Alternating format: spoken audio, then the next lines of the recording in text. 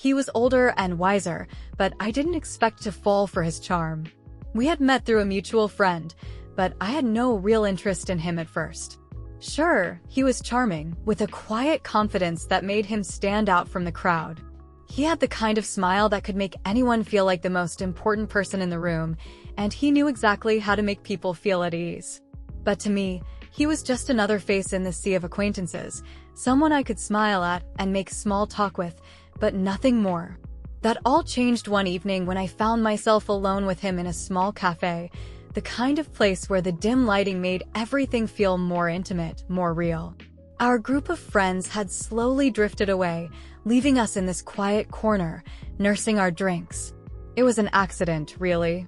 We had just been talking, the conversation flowing easily, until it didn't feel awkward anymore. Suddenly we were there, just the two of us, as if the rest of the world didn't exist. It was silly, but I started to notice the little things about him, how his eyes would catch the light, how the corners of his mouth twitched when he was trying not to laugh, how he was always listening intently, as if he was truly present in every moment. He had this way of making people feel like their words mattered, even when the conversation was about the most trivial things. I laughed at something he said, a light, breathy laugh that surprised me. It felt so natural, so effortless, and I realized I had been laughing more than I had in a while. It wasn't forced. It wasn't a polite laugh. It was genuine. And suddenly, I couldn't look away from him. His gaze had shifted from casual to something more focused, more intense. He was looking at me in a way that made my heart skip a beat, and I wasn't sure if I liked it or not. "You have a beautiful laugh," he said quietly, his voice lower than usual, as if the words were just for me. I froze for a moment. No one had ever said something like that to me before, and I couldn't tell if he was just being polite or if there was something more behind his words. "Thanks," I replied, my voice sounding too soft, even to my own ears. I was suddenly aware of how close we were, of how the air between us seemed to shift, filling the space with an energy I wasn't prepared for. He took a sip of his drink, his eyes still locked on mine. "You know, you're different from most people I know," he said, his tone thoughtful. "There's something about you, something real. I don't think you try to impress people, and that's rare." The compliment took me off guard, and I shifted uncomfortably in my seat. It wasn't just the words themselves, it was the way he said them, like he had taken the time to notice something about me that no one else had. I had always been the type to blend into the background, to avoid standing out. But here he was, making me feel like I was the only person in the room, the only person who mattered. "I don't know about that," I said, trying to play it off, trying to hide the way my heart was racing. "I think I just try to get through the day like everyone else." He smiled then, and there was something about that smile that made me feel like he understood more than I wanted him to. He leaned in slightly, his voice dropping even lower. "I think you're selling yourself short," he said, the words carrying an edge of sincerity that made my stomach flip. I didn't know how to respond. The silence between us stretched for a few seconds, and for the first time, I felt like I was really looking at him, not just as a friend, but as something more. I could feel the warmth of his presence, the way his confidence filled the space around us, and it was both intoxicating and terrifying at the same time. I wanted to pull away, to distance myself, but the truth was, I didn't want to. Not anymore. There was a moment, just a brief moment, when the world seemed to stop. His gaze never wavered, and for some reason, I couldn't bring myself to look away. It was like he had drawn me in without even trying. Everything about him was different, older, wiser, more composed, but there was something in the way he looked at me that made my chest tighten. Before I could think too much about it, he broke the silence again, his voice teasing. "You're not going to get away that easily, are you?" I blinked, caught off guard by the sudden shift in tone. "What do you mean?" I asked, my voice betraying the nervous flutter I was trying to hide. He chuckled softly, leaning back in his chair as he studied me. "I'm not sure yet," he said, his eyes narrowing slightly, like he was trying to figure me out. "But I think I want to know more about you." The words hit me harder than I expected, and I felt a strange mix of exhilaration and apprehension. What was happening between us? Was this just a casual conversation, or was he flirting with me?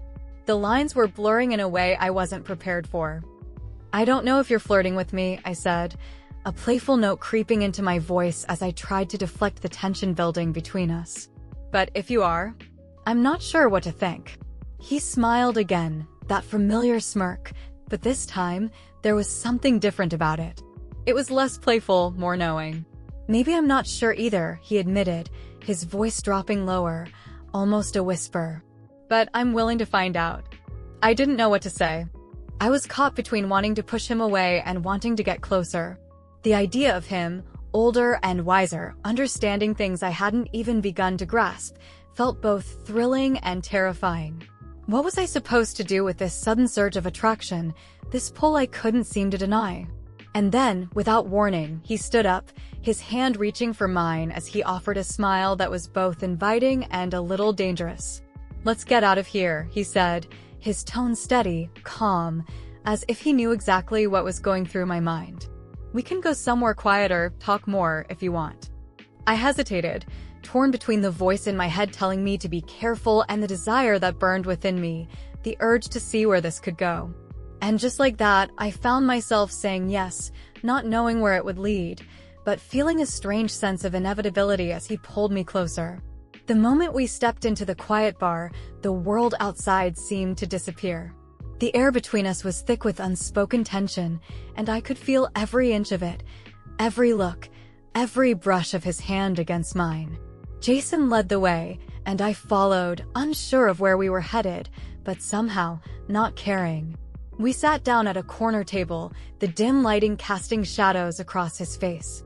He wasn't saying much, but his eyes were doing all the talking.